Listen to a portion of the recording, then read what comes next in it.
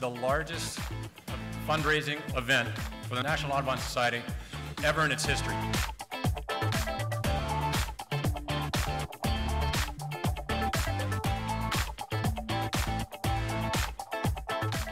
Last year, 11 million acres of pristine wilderness in Alaska was set aside by the Interior Department.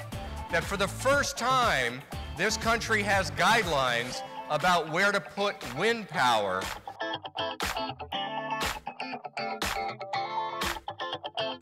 I can't think of three better people to honor and to recognize Louis Bacon and George Archibald, and also Dan Lufkin.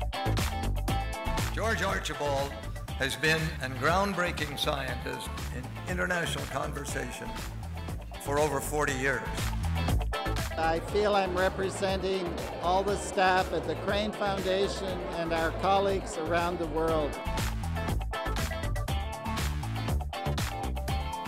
Louis, you are one of the great conservation and environmental warriors of today. Thank you for doing your part. I'd like to close by paraphrasing my Southern cousin, Rhett Butler, about getting involved in environmental causes. Frankly, my dear, you should give a damn. Thank you.